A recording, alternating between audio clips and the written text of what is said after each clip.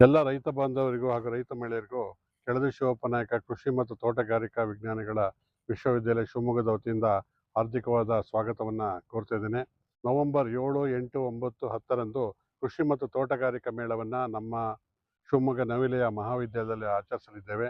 ಅದಕ್ಕೆ ಎಲ್ಲ ನಾಗರಿಕರು, ರೈತ ಬಾಂಧವರು, ರೈತ ಮಹಿಳೆಯರು, ಎಲ್ಲ ಉದ್ಯಮಿಗಳು ಮತ್ತು ಗ್ರಾಹಕರು ಸಹ ಇದರಲ್ಲಿ ಭಾಗವಹಿಸಿ ಸಹಕಾರ ಕೃಷಿಯಿಂದ ಸುಸ್ಥಿರ ಕೃಷಿ ಎನ್ನುವ ಧ್ಯೇಯದಲ್ಲಿ ಮಾಡುತ್ತಿರುವ ಕೃಷಿ ಮೇಳವನ್ನು ಯಶಸ್ವಿ ಮಾಡಬೇಕಾಗಿ ನಾನು ಎಲ್ಲರೂ ಸಹ ಕೇಳ್ಕೊಳ್ತಾ ಇದ್ದೇನೆ. ನಮ್ಮಲ್ಲಿ ಅನೇಕ ತಂತ್ರಜ್ಞಾನಗಳನ್ನು ವಿಶ್ವವಿದ್ಯಾಲಯದಿಂದ ಪ್ರಚುರಪಡಿಸಿದ್ದೇವೆ.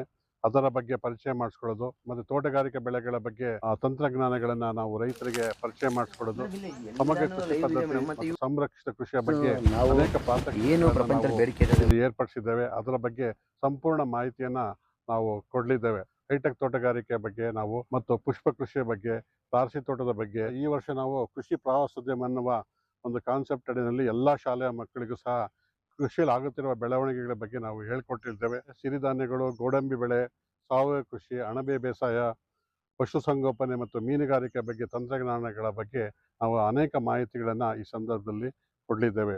ಕೃಷಿ ಪರಿಕರ ಮತ್ತು ಯಂತ್ರೋಪಕರಣ ಪ್ರದರ್ಶನ ಮತ್ತು ಮಾರಾಟವನ್ನು ಮಾಡಲಿದ್ದೇವೆ. ನಮ್ಮ ಕೃಷಿ ಮೇಳವನ್ನು ಯಶಸ್ವಿ ಮಾಡಬೇಕಾಗಿ ಮತ್ತೊಮ್ಮೆ ಎಲ್ಲರಿಗೂ ಧನ್ಯವಾದಗಳನ್ನು ಹೇಳ್ತೇನೆ.